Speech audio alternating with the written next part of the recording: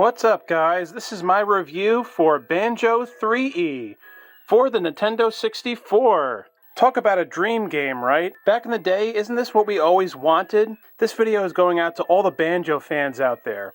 It took a fan to make Banjo-THEEIE. I mean, I just can't believe this exists. I mean, finally, it's like a fantasy come true. This should have been released for the Nintendo GameCube, because one of the final games released for the N64 was Banjo-Tooie. But hey, at least we got it for the N64. So now the trilogy is complete. I love how they changed it up here, you know, Mumbo's sitting in the chair. You got Klungo here, because he's a good guy now. I love that, because it's continuing the story from Banjo-Tooie, where Klungo turns good at the end, you know? Like, screw Grunty, that kind of thing. So it makes sense that he would be hanging out in Banjo's house now, right? So let's get started. So what happens is that Spiral Mountain has now turned into a graveyard. I mean, look at Banjo's house now. It's all wrecked and everything. This is amazing because this is a really cool look for Spiral Mountain. I love how it continues after Banjo-Tooie, because in Banjo-Tooie, Spiral Mountain was destroyed from Gruntilda's antics of trying to kill them. She did kill Bottles, who eventually did come back to life. So it makes sense now that Spiral Mountain would be like a haunted, ghostly graveyard, because in this game's plot, Gruntilda has transformed into a ghost after being defeated as a skeleton in Banjo-Tooie. So I guess that makes sense. Now, this game is everything that Banjo-Dreamy was not.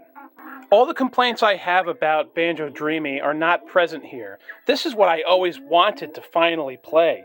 It's too bad this fan-made game was not released after Banjo-Tooie. Like, I wish this came out in, like, the mid-2000s. But hey, back then we weren't doing this kind of stuff, were we?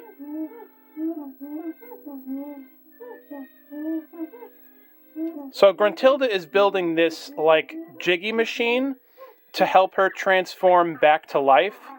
And I don't know if that makes sense, but I really don't care because it's a cool idea.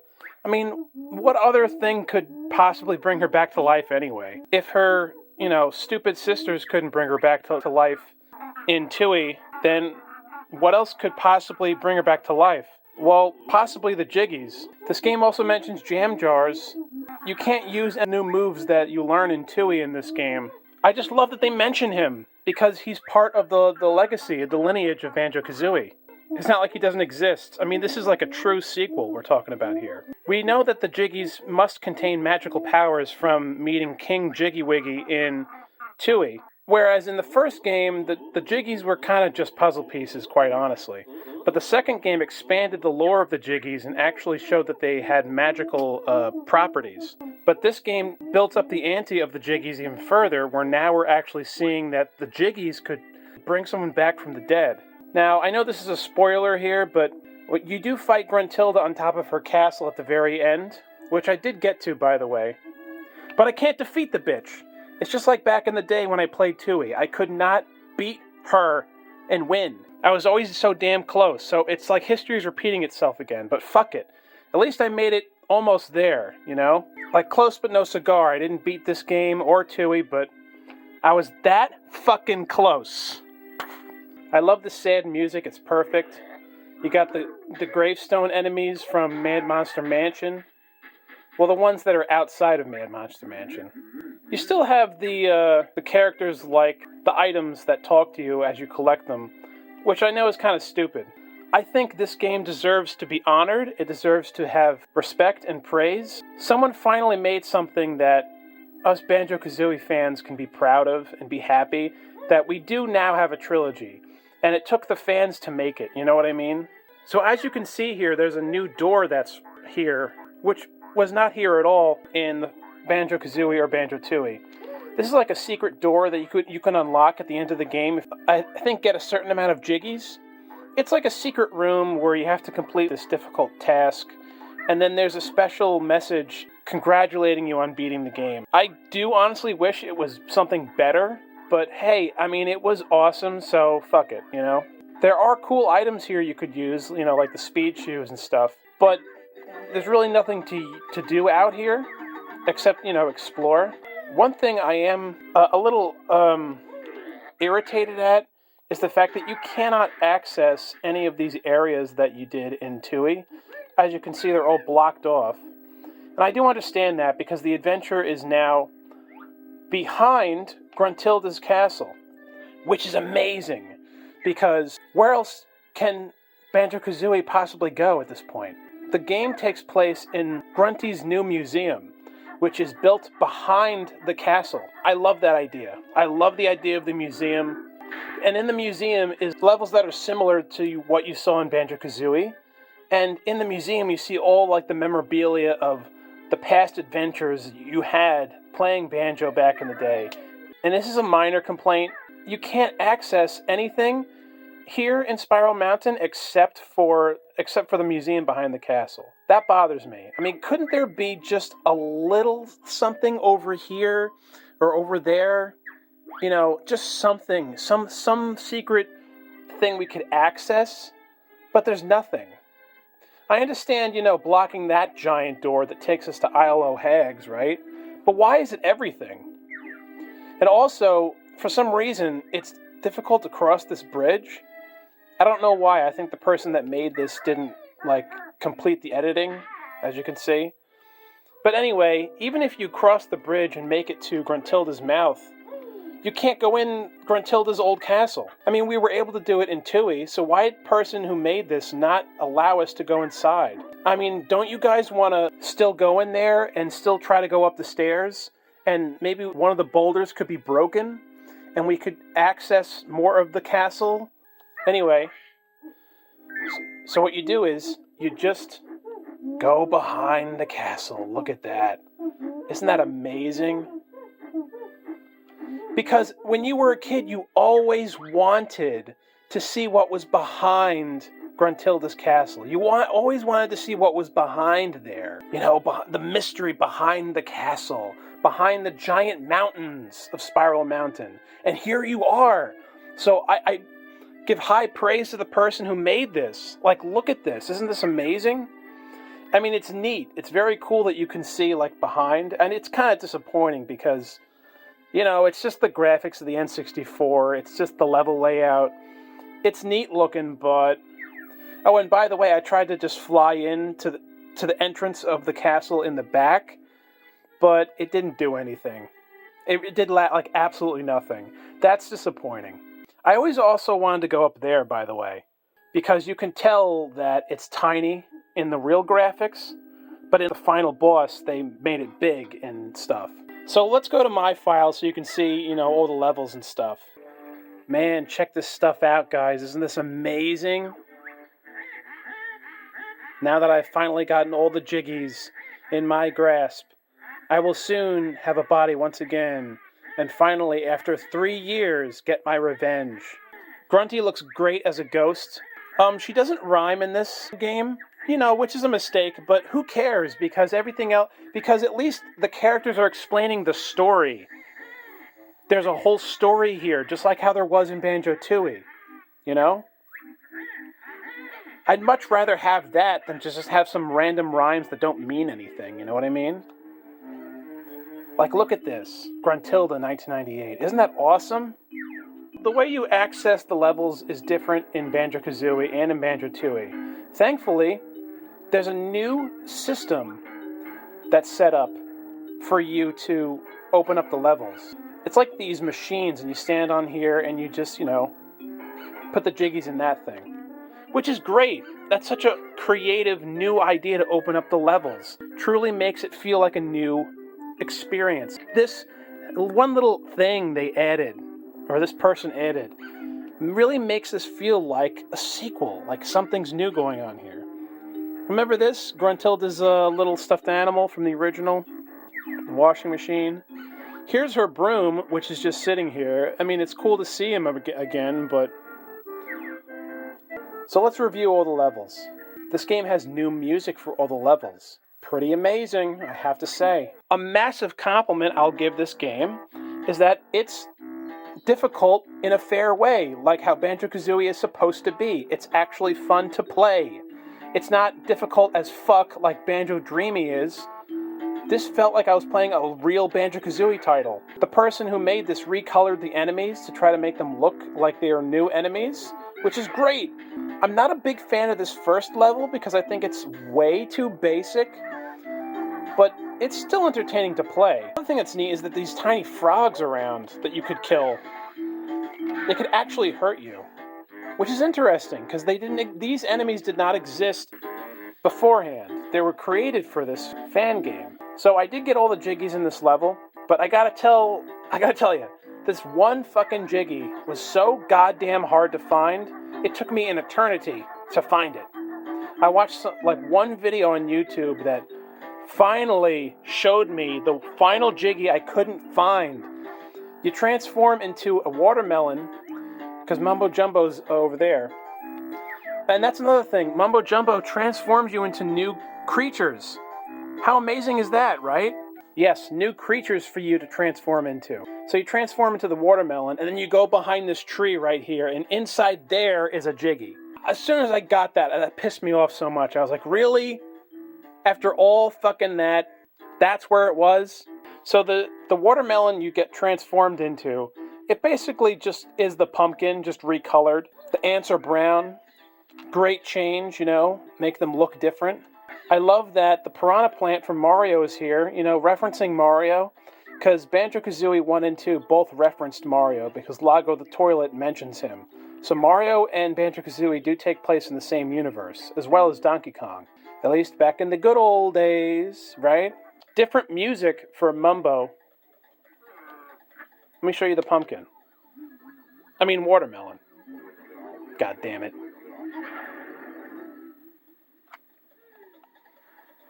Cool, right? I know it's not much of a difference, but hey, the person who made this tried to be different, right? It's commendable. But don't worry, because the other transformations are way better. Oh yeah, so something amazing happens. If you get a game over, what happens is the screen goes white, and you're taken to this room, which is on top of Gruntilda's castle, right? As soon as I first saw this, I was like, what the hell's going on, right? You expect nothing to happen. So here I'm still the watermelon. I didn't even know you could be a transformation in this, so this is amazing. The natural instinct is to go in there. And as soon as I saw this, I was like, fuck it, I'm going down here to try to escape. But as soon as you go down here, you can't leave, even though the entrance is still black. So that's bullshit. Now, by the way, I made a little video about this thing that no one gave a fucking shit about. But doesn't that look like Captain Crunch on the walls of the stairs? You can't tell me it doesn't. I mean, look, there's his hat, the mustache, all of it. Anyway, no one else gives a fucking shit. But check this out. You go in here. Oh yeah, and that's a Goomba, by the way, from Mario. Anyway, you go in here, and this is what I see. Aren't you freaked out? It's just frickin' Gruntilda here, with an eye missing in the pose of a T. I mean, it's creepy as hell. So I tried to just go around the bitch, right? And explore what is in here. And I can get to some areas, but it doesn't matter, right? Because there's nothing here for me to do. I mean, look how far away I am from the bitch. Wow, isn't that amazing? All these years as a kid, you thought the outside of Gruntilda's castle when you're up here was like a giant area. But no, it's just this tiny little closet with a fake moon. Amazing, right? I know we knew that eventually, but I'm just saying, I never thought I'd be playing a Banjo-Kazooie fan game and I could see this playing the game, you know what I mean? Anyway, so what you do is you just go to her, and that's it. Really creepy, right?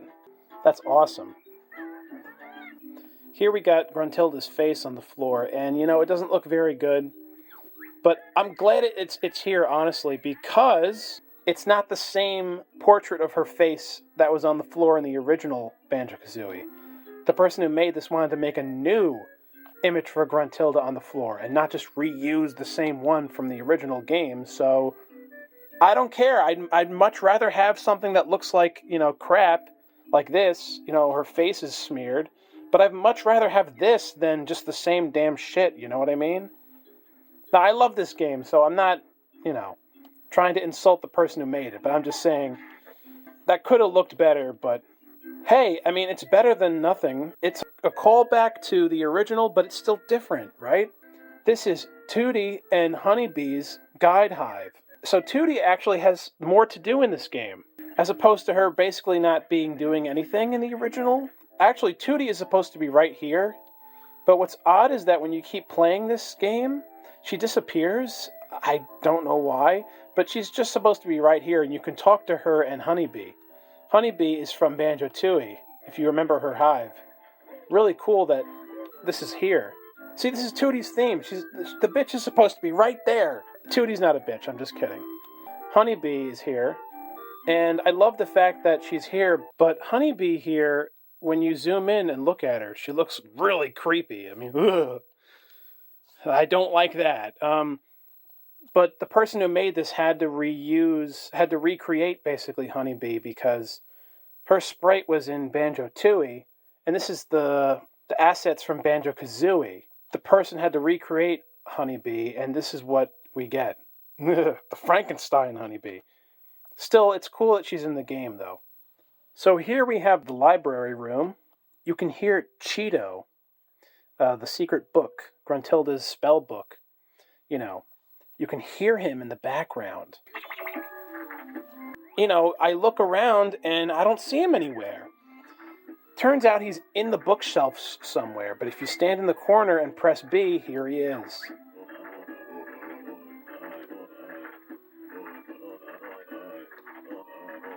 So basically, he tells you about that secret door you can open in Spiral Mountain that I showed you guys.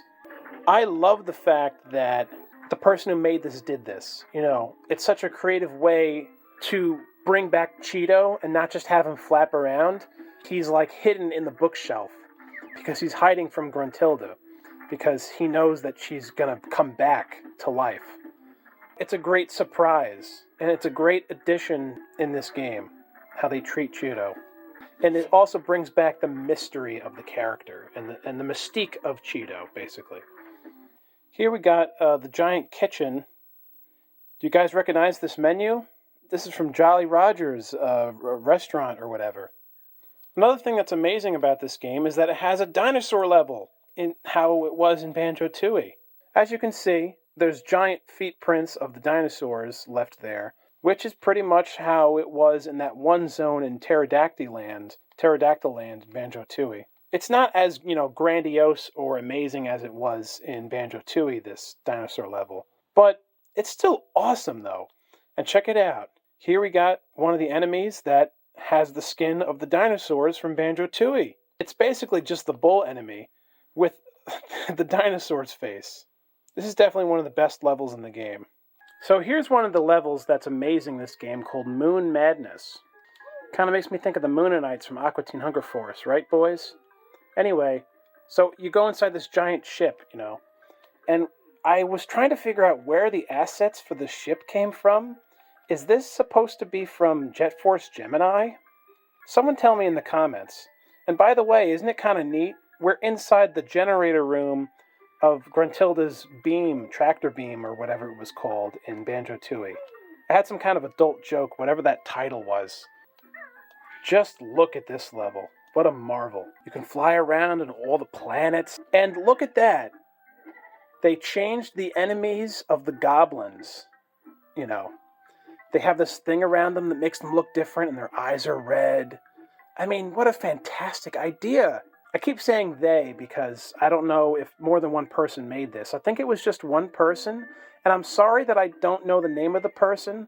But, I just want to do the review. I didn't want to research everything. And check this out, boys. Look at this. Look how amazing this is. It's basically Rainbow Road, and you got the theme of Rainbow Road here. And now I'm dead. Damn it. Now, this is one of my favorite rooms in the castle. because look at all the history that's here. You got Jiggy statue, 1998 to 2000. You got the Ice Key, a Cheeto page from the year 2000. I mean, look at the dates here. It's so nostalgic. And I was hoping there would be a way to access the Ice Key here for another secret in this, but I can't get it. I mean, you know, that's like a minor complaint, like, what a tease. You can see the Ice Key but can't use it to do anything else, right? But hey, it's whatever, you know what I mean? Way Back World is a amazing level because you got Clanker here, which is amazing to see him again, and he actually talks to you and stuff. And then you have these pieces that all represent the past levels of the original Banjo-Kazooie. Here you got the Egypt level, Freezy Peak, right? You got the beehive from Click Clock Wood. The graveyard is Mad Monster Mansion. You got the picture of Mumbo. Klungo's Arcade and a picture of Humba Wumba. And here's Gruntilda's drill from Banjo-Tooie. So Way Back World is a real treat. And it's like you see these things like Gruntilda's drill. Well, it's actually her sister's drill or whatever. And you want to do something with it, maybe use it, or there's some secret with it or whatever, but you can't do anything with it. Hell, at least you can still play around on it, I guess. So I love that there's Mario on top of Klungo's Arcade. Klungo's Arcade is an amazing highlight in this game. There he is. You know, he gives you a Jiggy for free, and he says thank you for basically being friends with him. Because he's like, screw Gruntilda. And I love that. He says all that dialogue. There's so much to explore here. You got Dance Dance Revolution over here. Mario on the floor.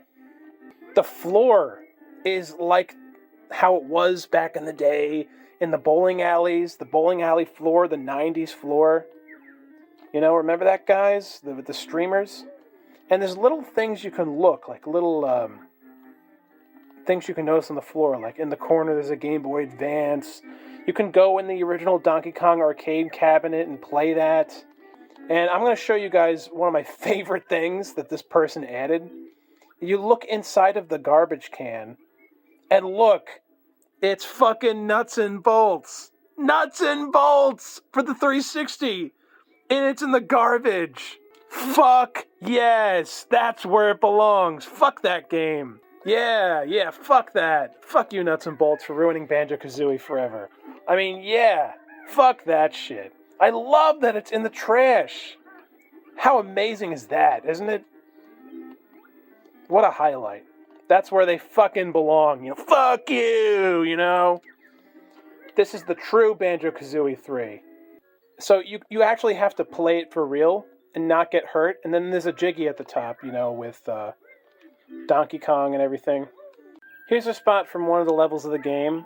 When you reach the top of the level, there's this giant dojo. There's some memorable things that happen inside this dojo that I want to talk to you guys about. First of all, look who it is. Do you guys recognize him from the 2000s? He's iNinja or whatever for the PS2 and the GameCube. So you can actually fight iNinja and kill him. How cool is that? I mean, iNinja is now in a Banjo-Kazooie game. I don't know, I just got a big thrill out of that. I mean, that's like nostalgia on top of nostalgia. They should have made a sequel to that game. But anyway, there was a Jiggy inside of this treasure chest. And I did everything, and I mean everything, to try to get the Jiggy inside. But as you can see, there's an invisible barrier that keeps bouncing you out so that you don't get it. So apparently, I did this for like an hour or some shit. Long time. More than an hour. Because I was like, fuck it. I felt like the game was telling me, you have to be skilled enough to get inside. Oh, look, it's glitching up. That's what I thought the whole point was behind this invisible thing. Because there were times where I got really close. You see, like right there? So I thought I could really get it. And I thought that was the whole point. And I tried everything, you know. I slammed on this and the red one. But there's nothing I could do. But apparently you have to go to another section of the level, get some item or whatever, and then come back here, and then you are able to just jump in and grab the Jiggy. And that's how you're supposed to access the Jiggy. But I was that skilled at Banjo-Kazooie, from being a veteran, that I was actually able to get inside of this treasure chest without getting that item. And I saw the Jiggy inside, and you know what happened? I walked right through the Jiggy. I wasn't able to get it because I didn't do the other thing first. So all that work that I did, well, I couldn't even get the Jiggy. I wish it would have let me grab it. Because, you know, the first time I saw this, it really pissed me off. I was like, you gotta be kidding me, whoever made this. This is like fucking Chinese water torture. You actually expect me to do everything in my power to go inside this fucking treasure chest to get this fucking Jiggy, and you're making it this difficult. But eventually I got into it, and then it wasn't worth all my effort. Anyway, I just thought that was a really, fun, interesting story here. Just goes to show you how many platformers I played back in the good old days, that I was able to actually defeat this invisible wall and get inside there. I couldn't believe it when I finally did it. But then the fact that I couldn't access the Jiggy just pissed me off so much! Come on, damn it! I should be rewarded for that, damn it! Here's one of my favorite levels in the game, Time Travel Town. Really cool stuff. So you got present, the past, and it's like a tree. And you got future. And look, there's Conquer the Squirrel on the wall. The present section is pretty interesting. At first I thought this was ancient Greece, but it's actually the White House. Pretty amazing, isn't it? Also, the assets here to use for the White House, does this come from Cruisin' USA or Cruisin' World? Because that was also released not just for the arcade, but for the N64. And I remember the White House is at the end of that game, and Bill Clinton's supposed to be at the top of the White House in a hot tub or whatever, with two babes with him. So you go inside the White House. I mean, you see the president, but you can't do anything in this room. And it's, like, disappointing. Like, I can't even go behind this, table here. And all I can do is just look up at him. And his eyes are just like, ugh, I mean, it's a painting of the president, but... And also, like, which president is this supposed to be? Because it says the present? I don't know. It's cool, though. I'm just laughing at how, like, there's nothing to do here, and it's kind of weird. But, anyway, whatever. So this is the future zone. Pretty cool, right? You got these giant buildings here. Unfortunately, you can't go inside any of them, which would have been cool. And also, there's this bus that comes by. But what I'm disappointed by is that it doesn't hurt you, and you can't go inside the bus, so, kind of disappointing. It's like, what's the point? But I don't know, whatever. At least there's a car driving by, right? Anyway, the biggest reason why I wanted to show you guys this level is when you go into Mumbo's hut over here, he transforms you into the best thing in the game.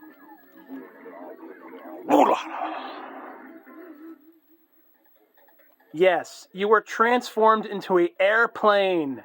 Banjo plane. How cool is that? Oh, look at Mumbo's house. It glitches. Isn't that cool? Now it's blue and green. Anyway. So, it's basically the bee, reskinned as the plane. And you can go really fucking high. So one thing I will complain about, though, is that there's, like, Jinjos and stuff at the very top of each of the buildings. But for some reason, the person who made this made it too high. I could barely get to the top. And it took me so effing long to get to the top of these buildings to get what was ever there that I needed to get. And it was fucking insane. I couldn't believe this shit. I was like, wow, this is so cool I can go this high. Because we've never gone this high with the bee in Banjo-Kazooie. So it was cool at first, but then the person who made it, like, dude, you made the fucking buildings too high. Like, I could barely reach the fucking thing at the top. I mean, I don't know if that was the point. But, I mean, pun intended, the point. Like, that's not important to get an extra life, the Banjo trophy, but there was that Jinjo over there and some other shit somewhere else. So now we come, unfortunately, to the final parts of this review. There's this cool little Gruntilda trivia thing that you do here. And it's a new thing the person made. I think it's some glitches in it. I think I beat it by accident, by the way. Because you can actually pretty much just walk through the doors, even if you get the answer wrong. Well, except this door. But once you beat it the first time, you can just walk through all the curtains, and it's not a problem, really. Still, it's cool, though. Well done, now get lost. I like that. So this part is really exciting, right? Because now you're back where you want to be. Here, the person designed the top of the museum to look different than the top of Gruntilda's castle, where it has the same design that she built, but it's made of wood instead. One thing that's kind of disappointing is when you look outside here, excuse me, here's the moon, or it's supposed to be the moon, but it's the white square around the moon, so the person who made this didn't complete that, but whatever, I'm nitpicking, I know. You got something different here to open the door, and then you can go in here, and there's absolutely nothing to do, but it's cool that you can even be here anyway. And here it is, the Jiggy 2.0, whatever the fuck it's called. But again, this fucking door from our childhood. This person who made this did everything right. A beautiful tribute to Banjo-Kazooie in our childhoods, Banjo-THEEIE. This is an amazing, fan game. But the person who made this didn't allow you to open this door? Seriously? Seriously? We always wanted to go inside this door, even though there's nothing behind it, but you can make something behind it. This was like the most alluring door in 90s gaming. And here it is in a fan game, and the person who made this doesn't allow you to go through that door. I don't get it. But this door you can't access is the only complaint, really, I have about this fan game. I know I said some other little, stupid things, but that is something I can't accept. The fight with Gruntilda is amazing, but once again, it's too fucking difficult for me. It's very creative, though, and I love that the pot, Gruntilda's pot, is actually on your side this time. So anyway, I can't beat the bitch, but at least I can show you the funny dialogue that's between Banjo and Grunty.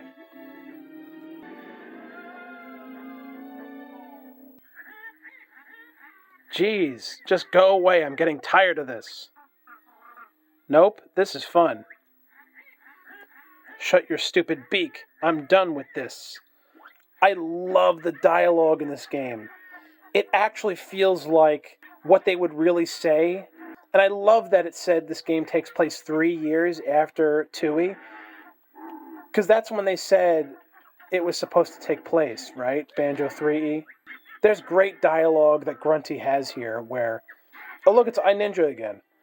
Breaking the fourth wall humor, which is something that was in the original Banjo-Kazooie games. So again, whoever made this, I give enormous props to, because the jokes are like the stuff that you saw in the original games. So this fan game is a love letter to Banjo-Kazooie. So you basically have to unlock the Mighty Ginjonator again, but they do it in a way that's really kind of different.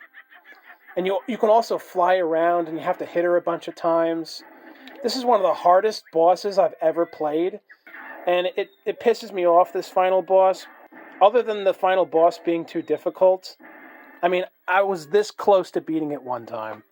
I redid this boss battle about 50 times, and I still can't beat the cunt. I can't beat her! And what's cool is that Grunty is now back to normal. She's alive again. Isn't that cool? Because the jiggies actually worked. Anyway, guys, I'm going to end the review here. This amazing fan-made mod for Banjo-Kazooie, and it's Banjo-THEEIE. Get it, play it, review it, and honor it, because the person who ever made this is amazing. Thank you so much for watching. Please like and subscribe. Let me know, Banjo-Kazooie fans, if you played this, and let me know what you guys think, because we finally can be happy. We actually do have Banjo-THEEIE, and I'm playing it right now. Thanks for watching. See you all next time.